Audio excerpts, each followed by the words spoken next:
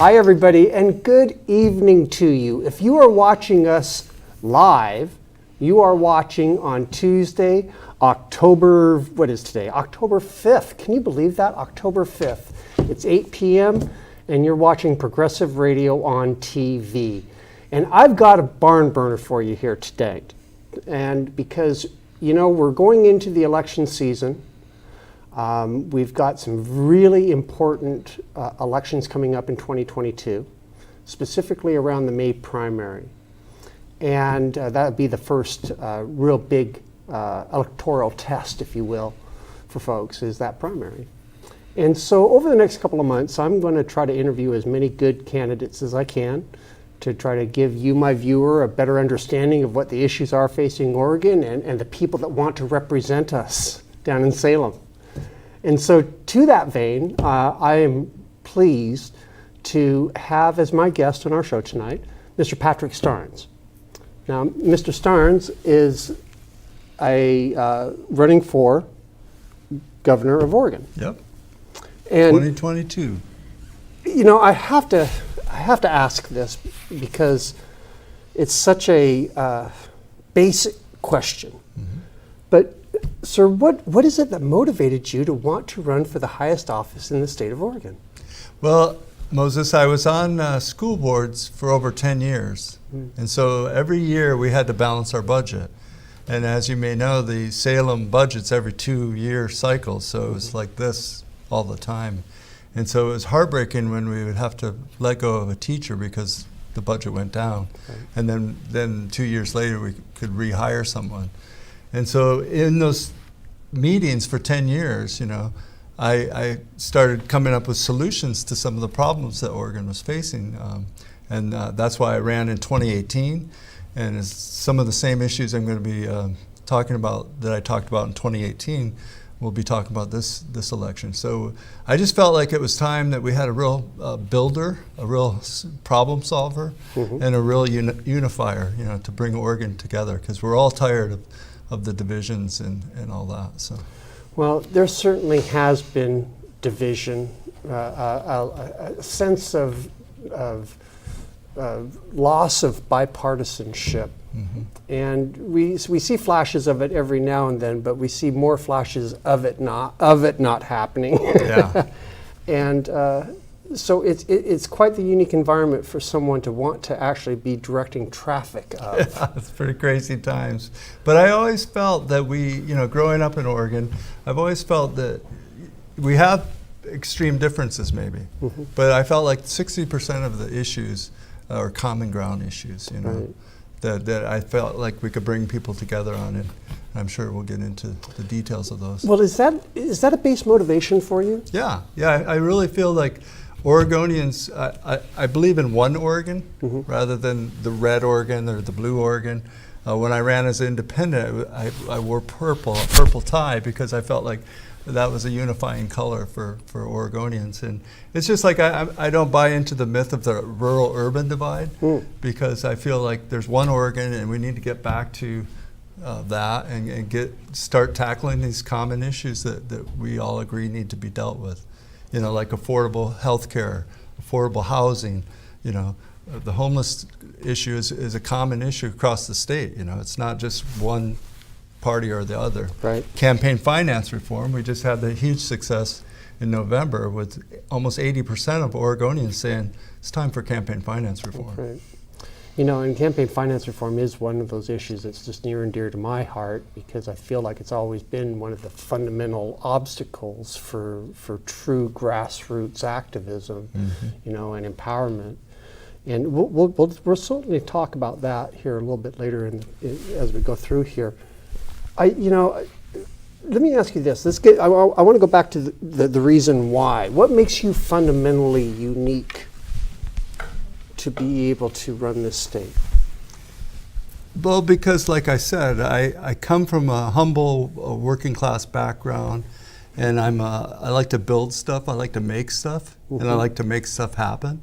And then the first thing I would do in that first 100 days is build a table to bring people together and get the campaign finance, you know, get big money out of politics. Because mm-hmm. in Salem, we can't have any of these other reforms that we want. until we get big money off the backs of the senators and the House representatives. Now, I've been doing some homework about your background. I learned some of your qualifications. Can you share some of those with my audience? These are qualifications that have built you to this point of experience where you feel qualified to be able to represent the entire state. Yeah, I have decades of public service. I mean, it's not just the 10 years of school board elections that I won several times. So I've been elected several times over a decade. And I was also on the soil and water boards, which deal with natural resource issues. So I feel like I have really deep roots in the natural resource issues, which lead us to another common ground issue that we all want to deal with, is wildfires and climate change. So, and my goodness, over the last 8 months, I mean, how can we forget that episode last year where the wildfires were just so close to the metro area? I think that really drove the whole point home for Oregonians, or at least folks in the Portland metro area, that this is real and it's happening and it's nearby. It's very real for my wife and I. We almost had to evacuate Brownsville because of those east winds. But way back in 2017, when I was on the school board in McKenzie River, which is just east of Springfield, we had to evacuate. Wow. We were in stage 1, stage 2, and 3, and we know what it's like to be a wildfire refugee. And that's what these neighbors of ours and our friends across Oregon, they're like refugees that you see in foreign countries because they have no place to go, often. And then their homes are lost. Luckily, our place wasn't lost, so we were able to return. But we were in that process of restoring that old house in Brownsville, and that's when we decided to make the move in 2018 to Brownsville and finish that project. That to me, I've read articles and I've spoken with people that were affected by the fires, and you never think it's going to happen to you. You never think that it's going to have such a dramatic effect on your life, and until you actually experience it. And enough people have begun to experience it where I think that, would you agree that public sentiment is beginning to understand the challenge here? Yeah, that's why I feel like these are common ground issues, regardless of partisanship. People want to deal with these losses and the loss of the carbon, and the loss of the carbon storage. The old growth forests, which I worked on for over 10 years down in the Umpqua where I grew up. Those are the lungs of the carbon issue. They store a lot of carbon, and we've got to protect those. And so there are some good bills, like there's a Senate Bill 762 that I support that just got passed by Jeff Golden, who's also a campaign finance reform advocate in Ashland. That's a good, strong, it creates a new, like a civilian conservation corps, but it's an Oregon Conservation Corps that can go out into the forest and do the underthinning of a lot of the fuels that take it up into the canopy, which we want to protect. And also it would help people around their homes, protect them, by doing the work around their homes to protect those homes. It's interesting when you talk about a conservation corps, an Oregon Conservation Corps, I'm struck by two things. I'm struck by how that how through example it empowers our local communities to be able to have that vested interest in where they live and where in their state. I'm also struck by the progressiveness, FDR progressiveness of the approach. Yeah, it's like a new deal. Because it is a model. A model he used. Is this, you ran originally, last time you ran for governor, you ran as a candidate from the Independent Party of Oregon. Now you're running as a Democrat. What was behind that change? Well, I originally was in the 90s with Kitzhaber down in Roseburg. Before he was governor, I was the secretary of the Douglas County Democrats. So I was way involved in Democratic politics. I was a CD member that would go, and I was a state delegate, and all these different things that people get involved with as a PCP, which is a precinct person in your county. So I understand that structure, but I have to say I was heartbroken when Newt Gingrich and Bill Clinton passed NAFTA, because it was not just bad for the environment and bad for Mexico, but we lost a lot of jobs. A lot of workers' jobs were, displaced. So I felt like the party had become too corporate. And so I left back in the 90s, but now I'm back because I feel like the party's getting back to the working people. And one of the first things that encouraged me was when President Biden signed the end of the XL pipeline. Because if we're going to fight climate change, we have to stop the dependency on fossil fuels. And that wasn't something he had to do. No. He could have easily left that off the table and kept kicking that can down the road like many If I remember correctly, he put an end to that like day 2 of his. Within the first 24 hours. Wow. So that I was encouraged then. See, so I feel like the party's ready, and there are many Oregon Democrats that are ready to end the corporate. That's why the big money has to get out. Right. Because it's sort of dominating the issues that we were trying to solve. And until you get that big money out, you really can't. Look at the walkout with the Republican senators during the carbon bill. They walked out. Guess who paid for their hotel rooms in Idaho? The fossil fuel industry. So, wow. So if we don't get these big money pressures off of the senators and the House members, they're not free to do the people's work. They're going to be constantly doing the corporate work or the special interests, the PAC monies. And the funny thing is, when you get right down to it with campaign finance, and I'm going to dip into it just because it's such a fun topic to talk about for me. It's such an important topic to talk about. With What's the heart and the center of the web? It's like it affects almost every issue. And that was kind of my point, was how the insidiousness of that campaign contribution from those special interests can jade any good candidate, can jade any good elected, it seems to me. I mean, no one is Superman or Superwoman, and when it comes to, it's very difficult. Yeah. And I have a friend that puts it so well, it's like a form of legal bribery in that sense. Soft corruption, I've heard it called. Soft corruption, yeah. And so... And we're one of 5 states that have no limits whatsoever, which is pretty shocking for Oregonians think we're so progressive, with the bottle bill and the beach law, and to find out that we're one of 5, right. Down there with Mississippi that have no limits whatsoever. That was shocking, and that's the first thing I ran on in 2018, along with these other reforms that would follow, because my promise first is that we're not taking any corporate money. We're not taking any PAC money.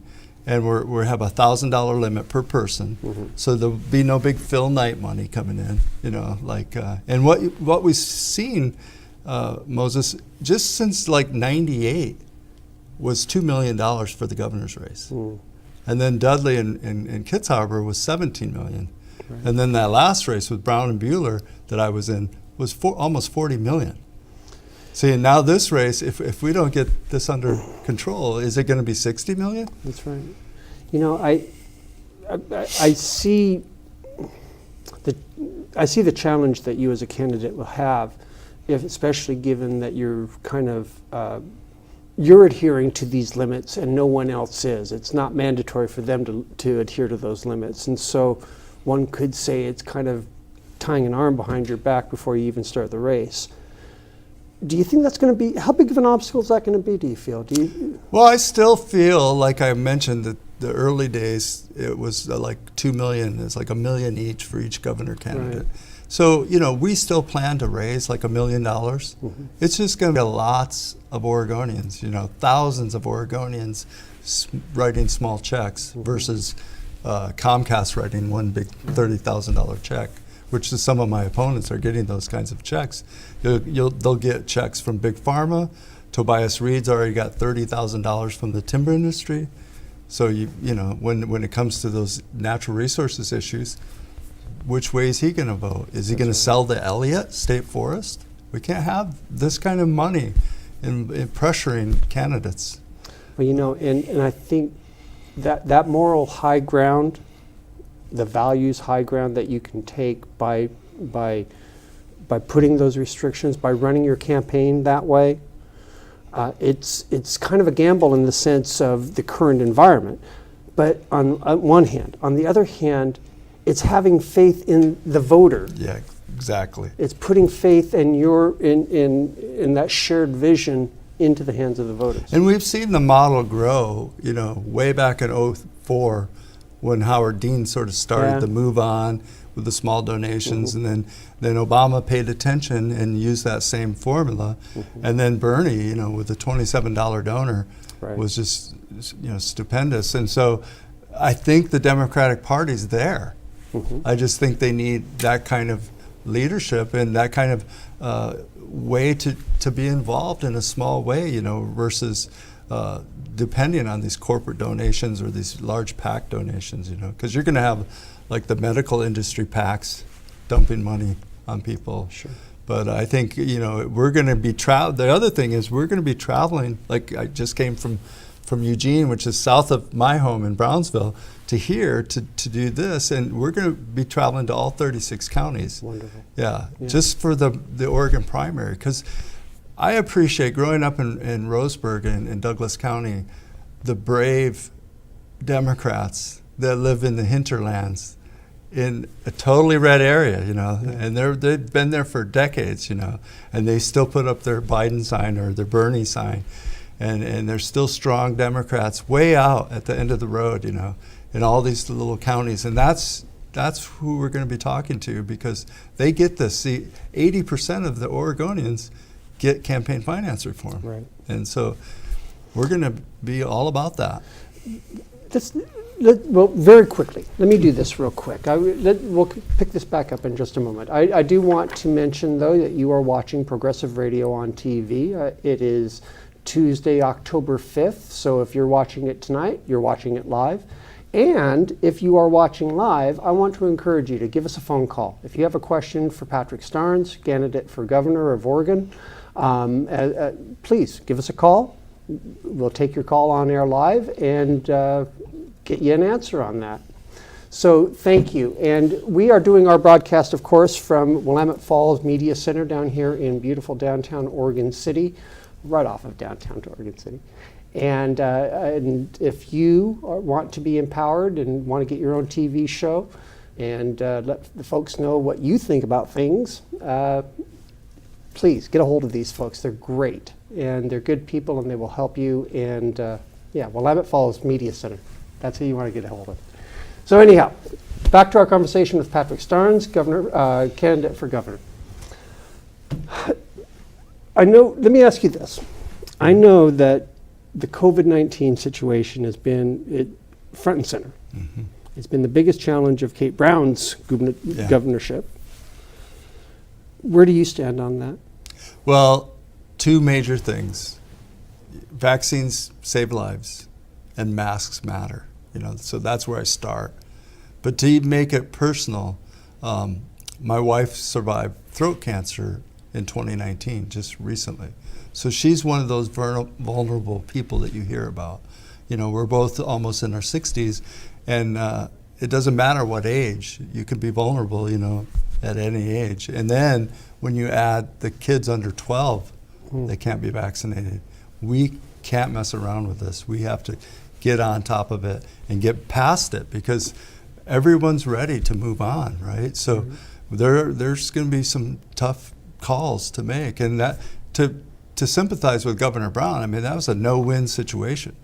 If she didn't do anything, which some governors are not doing anything, she would see terrible death rates. That's right. So when she did have to do mandates or closures, that's not popular. So she can't win. So but that's the tough thing about this job, and the important thing that we have a brave and courageous leader that can guide us through the storm. One thing that I do not envy any elected official right now during this pandemic, because what it has done, in my view, is it has brought out the leadership in some of those elected officials, the true leadership values, skills, and some you see it, and some you don't. Right.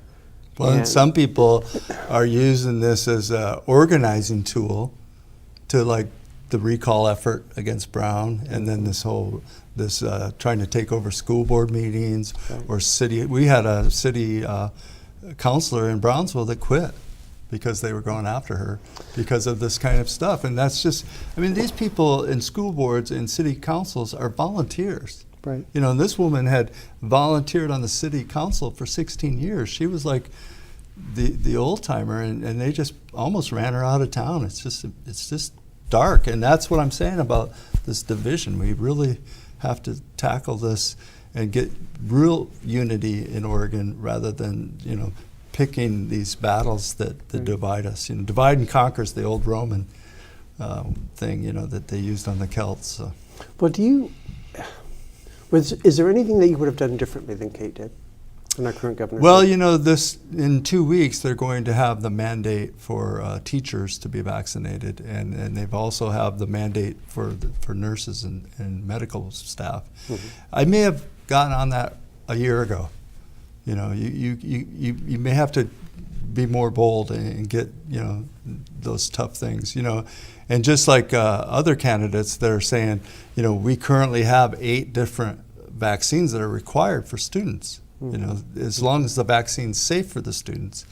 We have hepatitis A and B and the polio vaccine. So we have vaccines that are required, and COVID may be one of those vaccines that may have to be required. So we can move past this crisis and get us back to our regular lives as much as we can. Let me ask you this. What do you think this COVID pandemic situation has taught us? Oh, many things. It's taught us about healthcare. It's urgent that we have universal healthcare, so that people aren't falling through the cracks. That's why I support OHP for all. It's the food insecurity issue is huge. You know, before COVID, it was 1 out of 9 of our neighbors would go to the food bank. Now it's 1 out of 4. So 4 people that you know, 1 of them may have to be going to the food bank. Wow. So these kinds of crises. There's also administrative failures in Salem, like the unemployment drama. You know, that those computers and this system needs to be invested in and updated. It's just a simple IT thing. And in the 21st century, we should have the best IT that can provide these checks, because the federal money came, and it's still, people are, you know, and they're trying to keep their lights on. I heard here recently that the money that the government has given to Oregon for rental assistance has reached a deadline point where they may have to return it. Wow. Because it hadn't been dispersed quickly enough. And that just kind of shocked me. Yeah, I'm sure Wyden and Merkley and our other congressional reps will fight to keep extend that. I agree, but it does kind of go to show that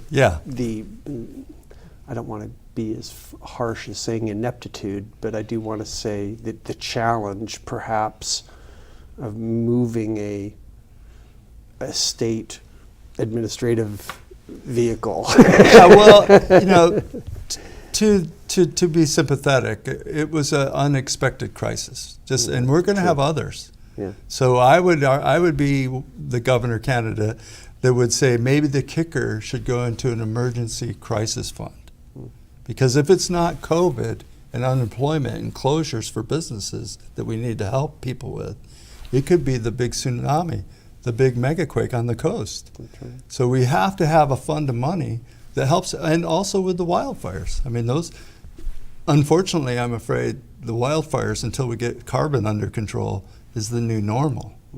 But, you know, we could have resources allocated in this special fund that could help us through these crises, because there could be one crisis after another. The droughts, you know, the wildfires, another pandemic, hopefully not, and then the megaquake on the coast. So we really need to be prepared and have resources set aside for, and if nothing bad happens, then great. We've got it covered, and it's and updating not just our own IT infrastructure in Salem, but increasing the broadband across the state. There's so many rural areas that are just suffering, you know, and this is the 21st century. We don't have time for people to not be able to get, you know, it's the information highway, and everyone needs an on-ramp.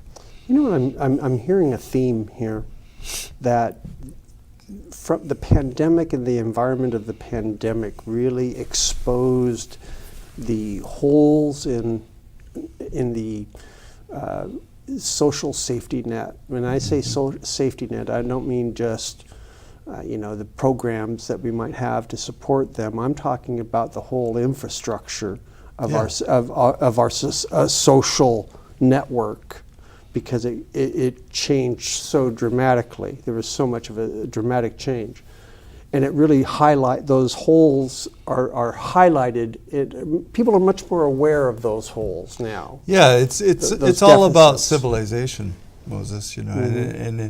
and if you have these kind of crises, they can really shatter or shake the civilization. Mm-hmm. And then if you have people taking advantage of those weaknesses in our civilization and trying to get rid of civilization, that's what, taxes and all these other cooperative programs that we all agreed to work together on, that's what makes our civilization. Just like our infrastructure for interstates and trains, and so you can't just have this competitive concept of just everything's competition and you get on top. You have to have a cooperative. That's what civilization's about, and that's what we have to have. And so that's why the unity is important, to bring people together and these common ground issues and have problem solving rather than bickering in teams. What you're saying makes sense in the political environment of, say, 2010. In our current political environment, do you think you can break through the noise? Yeah. I think we're going to role model it and surprise people that their $25 donation matters. That we're going to beat big money.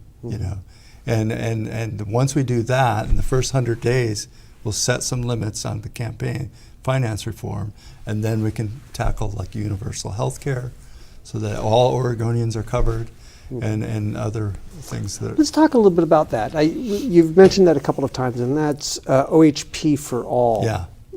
Share with me a little bit more about that concept of yours. OHP for all and PERS for all are part of a grand bargain, and they're sort of linked, because and this is what I was saying about watching the school board meetings for over 10 years. The increased health costs and the PERS debt was taking like 40% of our dollars out of our classroom. That's not going to the kids and the students in the classroom. So we needed a solution, and that's why I ran in 2018 with this grand bargain idea, because like, to take the PERS example, the PERS is like a upside down pyramid. So you don't have very many young workers coming into public employee systems, be it the city, the county, or the state. But you do have a lot of boomers retiring in the system, so it's not a stable, and it's a deficit kind of situation. So my idea is to turn that over and have everyone be part of PERS. That's why it's PERS for all.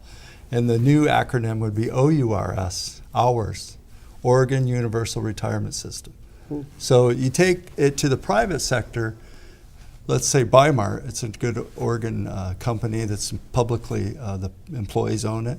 So if you're required with 100 employees or more, you're required to provide health insurance. Well, that costs Bimart $1 million a year for those 100 employees.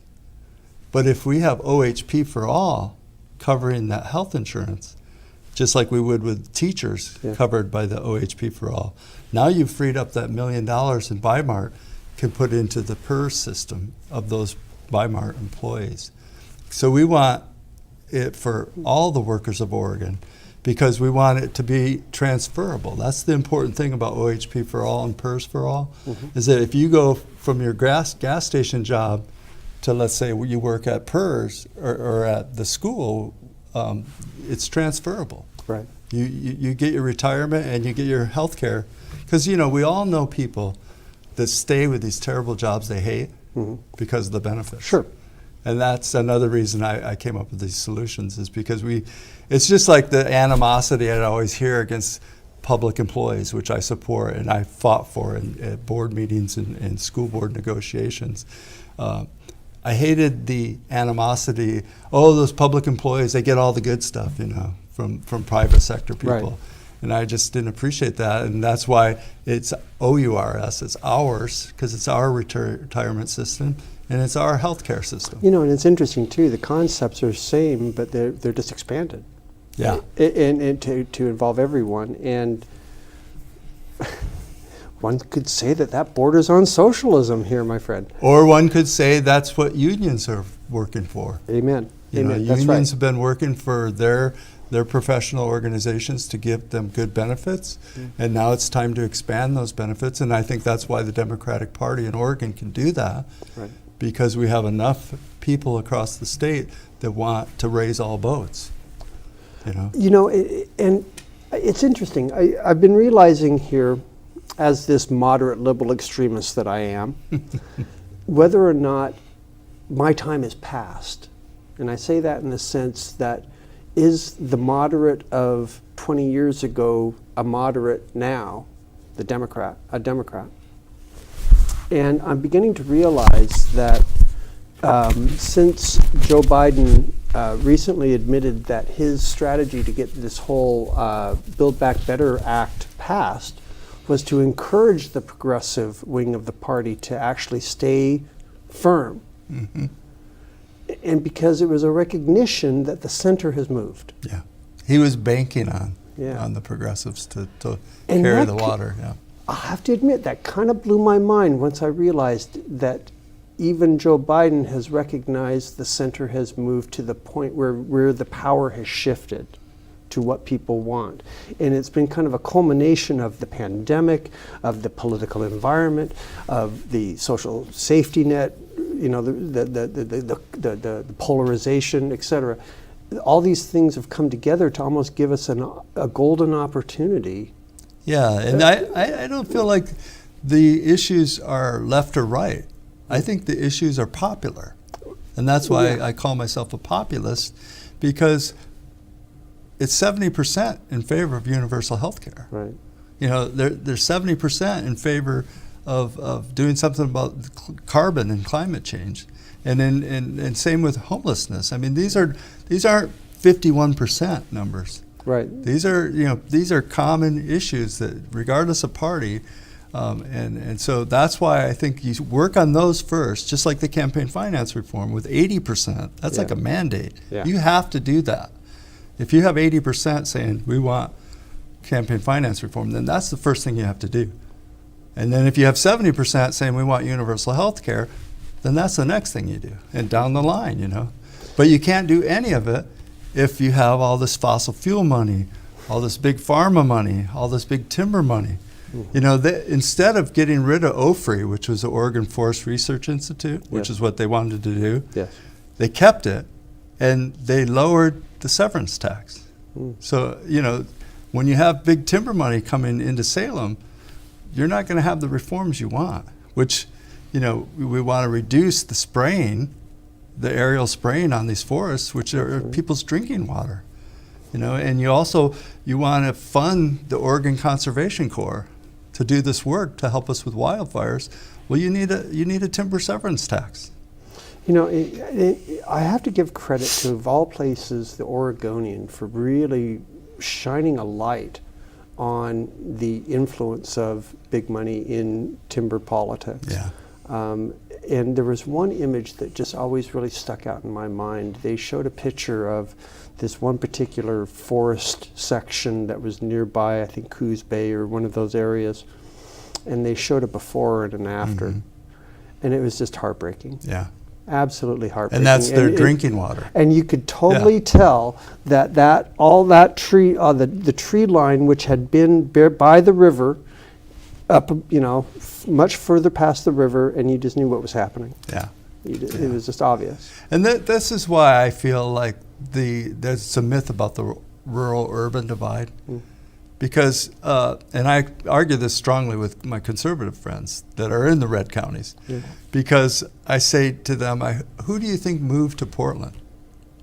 It was our young kids from Brownsville and Roseburg that graduated from high school and moved to Salem, Eugene, and Portland. So, that's who is in these cities, and they know about those clear cuts because they grew up in Roseburg or Douglas County or Coos Bay, and now they vote in Portland, so they know better, and they have these strong values, and they still come home on the holidays and visit their families, so it's not as divided as people would like to be, because that's an easy way to reduce voter turnout.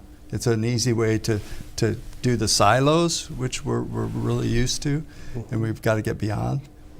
And it's funny too. I don't think too many people recognize until we start to talk about it. The silos. That's a great way of putting it, because those silos are monies being influencing outcomes. Yeah. And the silos are just inclusiveness to their issue. Right. That's their tunnel vision. Yeah. That's right. And so until you get out of that silo, you're only seeing one thing. And we need to change it in the executive branch with administrative silos. In Washington State, they have the Department of Ecology, which in other states they call the Department of Natural Resources. So what you do is, rather than having 12 different heads of all these departments in these different silos that are competing for dollars, you take a more holistic approach.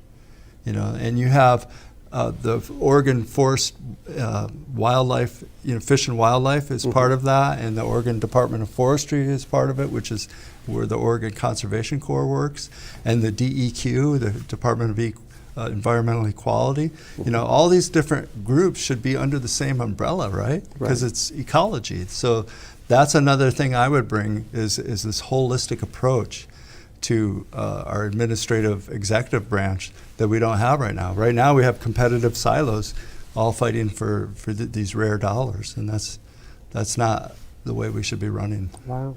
That's an interesting perspective that you say, as far as the silo analogy, going even beyond the influence of money in politics. It could be an analogy for the polarization of political thought, and how everybody is putting up their defenses, staying in their silos, hanging on to their dear item, their special thing. Yeah, and I saw it in education too, because you'd have K through 12, you'd have community colleges, you'd have university dollars, and they're all competing in ESDs, which I was on the ESD.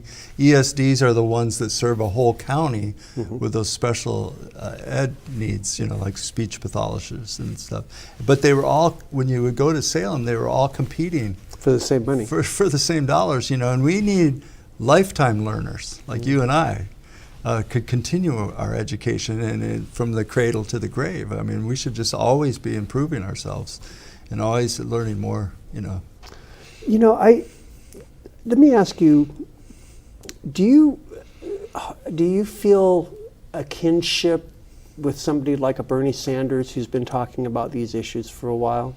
Yeah, both Bernie and Elizabeth Warren. I appreciated her going up against Wall Street, when they had the big crash, and Bernie for sure role modeled like the others, Howard Dean, Obama, and others, the small donations and how important those were. But it's time for Oregon to take that mantle and not just surprise Oregonians with this election doing that, because we're going to see big money. Right. But what they're going to do with that big money is have these ugly ads. And we're not going to do ugly ads. We're not going to do negative campaigning. We're going to stick to the issues, and we're going to use small donations, grassroots, because the power of small donations are the many feet that you have, the many phones you have, and Comcast doesn't give you that. No, it doesn't. And I've been, over the years, it's so easy to underestimate that power of that individual, because you start to think in politics as the large picture, how is this going to affect society as a whole, yada, yada. But people like Dean and Bernie understood that the real power was with the people, the individuals, and were able to leverage that to promote their policies or to promote their candidacies. And when I say leverage, I don't mean that in a bad way. I mean that in a good way. Dovetail from it, if you will, maybe. how are you going to be able to apply some of those lessons here on the ground in Oregon? Do you feel that you have a receptive audience, I think? I believe we do. I believe that there are many people across the state, and we learned this when we ran in 2018, that were totally disenfranchised. They felt like it didn't matter, my $25 doesn't matter. But I felt like by moving back to the Democratic Party, because I'm pro-choice, I'm pro-environment, I feel like the GOP, and the Oregon GOP used to be more moderate with Tom McCall and Hatfield and stuff. But now it's become really divisive even in itself with this conspiracy and denial party, So I think the Democrats have a real opportunity to have these small donations matter and to re-engage regular working folks like the people you meet working at the gas station, interview them and see what life's about. They make minimum wage, which is too much to have the Oregon health plan. Yeah. They have no pension, and they don't feel like their $20 is going to matter. It's been very enheartening for me to see the pushback from of folks against towards a $15 minimum wage, to the point of employers having to offer it just to be viable in the job marketplace. You see Jack in the Box is advertising starting wages at $4.25, and that's one of those positive things that have come out. It's pushing it up. That's pushing it up. It's that confluence of outside events that is kind of all coming together to push these fundamental dignity issues. Yeah, dignity. Healthcare, pensions, and wages. And Oregon's unique, though, I have to say, and give credit to Senator Dembro.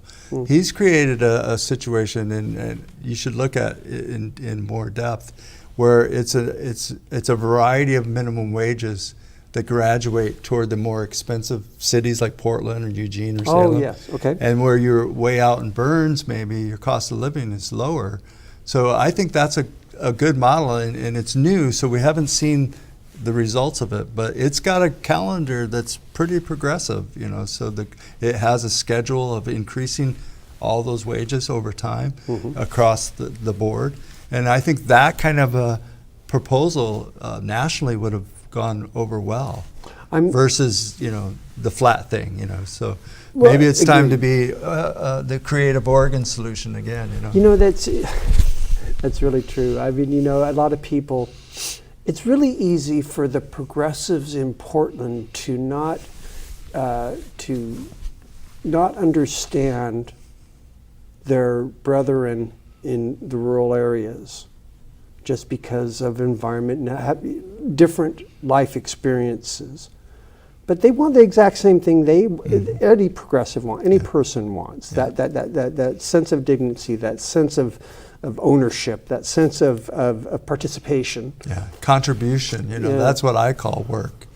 Be it you volunteer somewhere, like we have volunteers here tonight, that sense of contribution, that you're contributing to civilization. Right. And that sense of self-improvement, like we were talking about with education. And then so the volunteering and working and contributing, and that goes with politics too. You can't just vote. Right. You have to vote with your dollars. You have to vote with your checkbook. And if you don't, there's a vacuum.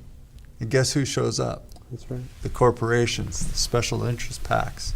And that's why we're trying to role model, because we don't need to just have a different person in the governor's office. Right. We need a systemic change. And I think Democrats and Oregonians are ready for this systemic change, because they just voted with almost 80% to get big money out of politics. So that's a great start. And we helped make that happen in 2018 by getting Governor Brown to make it a priority.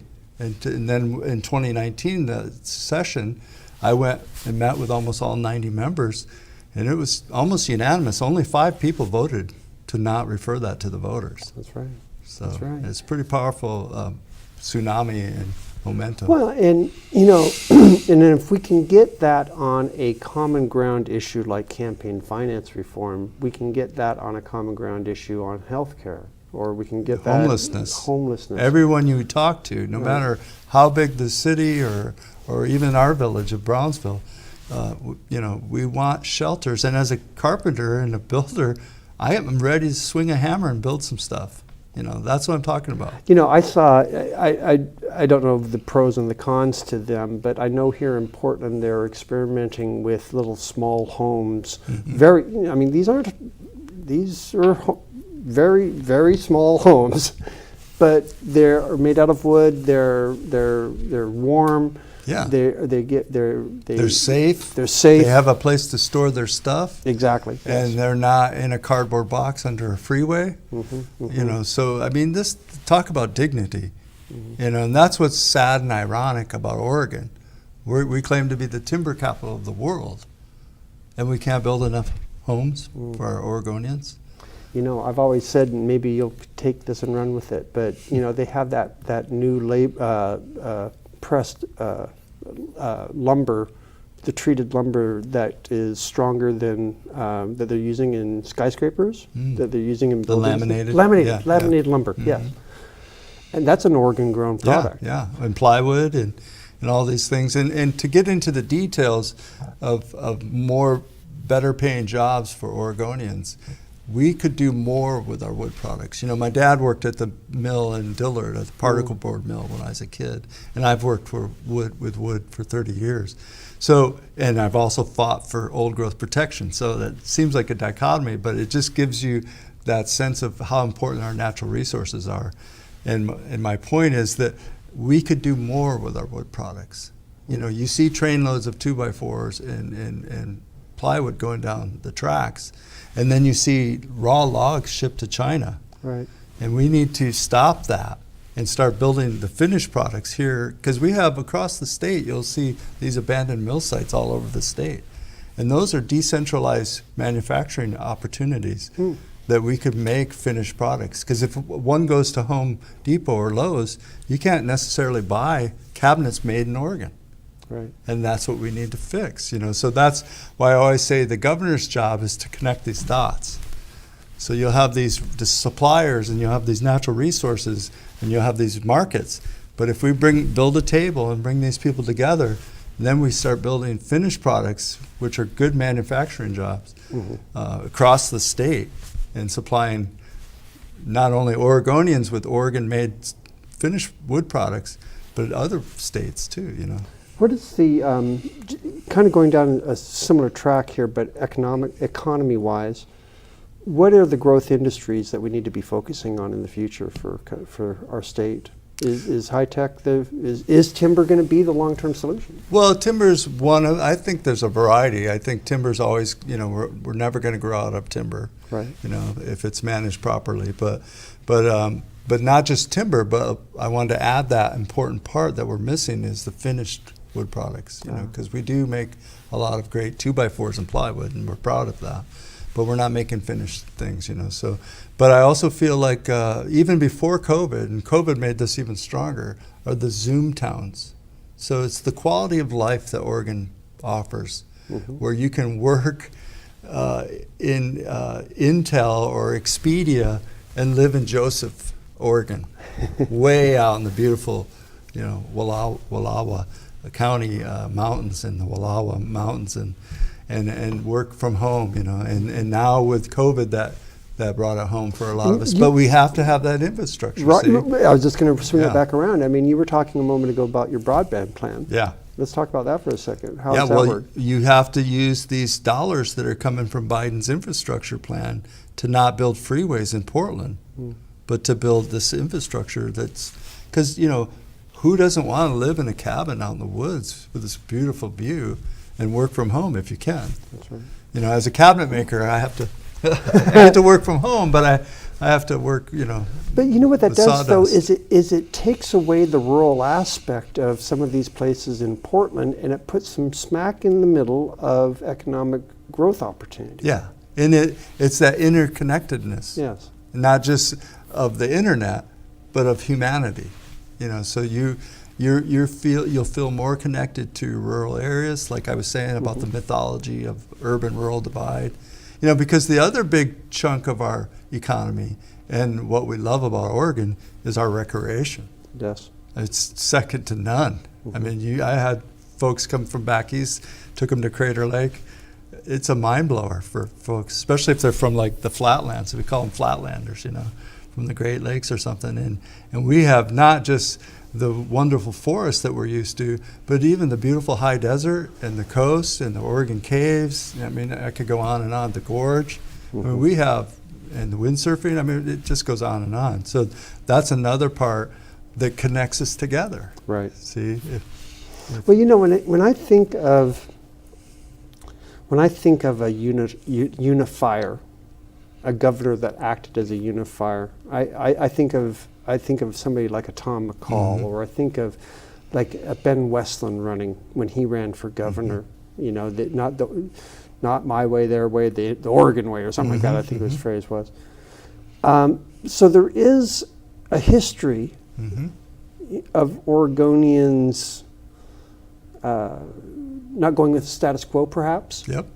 Leaders, pioneers, you know, and innovators. You know, we've got the vote by mail system that's proven for 20 years, and bless his soul, Wyden proposes it every year in Washington, D.C. to be a national model. We have a strong bottle bill. We could do more with recycling. That's something I hope that comes up in the debate. You know, we currently, because China stopped taking our plastics, we're not recycling plastics, and that's just a shame. Right. You know, not that we don't need to. We also need to reduce our consumption of these packaged goods, but we could use these old mill sites to make things out of this recycled plastic. So we need that kind of connect the balls, problem-solving leadership, and that's what I feel like I bring versus lifetime politicians who've been in their little silo, if you will, or newbies that have never even been on a school board, you know. Let me ask you this. You know, I've got about 6 minutes left of our conversation. If I was introducing you to a friend, a fellow Oregonian, a fellow voter, what do you think I would be? What would be my selling point for you? Well, our common friend has said to many others that he's the real deal. You know, who I'm talking about, and it's because I just come from a true place in my heart of caring and wanting to solve these problems, rather than an opportunistic situation. I mean, if I was opportunistic, I would just get big checks from Big Pharma. Right. But it's a David and Goliath story, and we're up against the real stuff. And I feel like Oregonians and Democrats especially are ready for a grassroots change, systemic change, not just with the governor's office, but this would change how things are done in Salem. Well, you know, and on that, let's expand on that for very quickly. Give me a brief vision of where you see a Starnes governorship. What do you think? Give me a quick vision of how Oregon would look after a few years. Well, like I said, after the 100 days, unless we have a ballot measure that sets some limits, which I'm still hopeful in 2022. But if that doesn't come together, in the first 100 days, I won't sign any legislation until we get these limits. We've got to get this under control. And that'll free up our senators and our House representatives to come to the table and be creative. So imagine a system, because currently, Moses, you get a chairperson's job in a committee because of the money you raised. That's right. So you have to buy, not because you're good at Veterans Affairs or you've been there, you know, you've got seniority like most jobs. No, it's because you raised the most. So now you're the Ways and Means chair. And that's inappropriate. That's that soft corruption we were talking about. That's right. Which perpetuates the system, and it's got to stop. So that's why those first 100 days are so important, because then after that happens, the big pharma money is like crickets in the halls of Salem. The big medical industry won't affect our OHP for all. and it won't affect our PERS for all, these dignity issues. And then we can tackle homelessness and wildfires and get our carbon under control. And I have ideas on transportation that are so important, which is part of the carbon issue.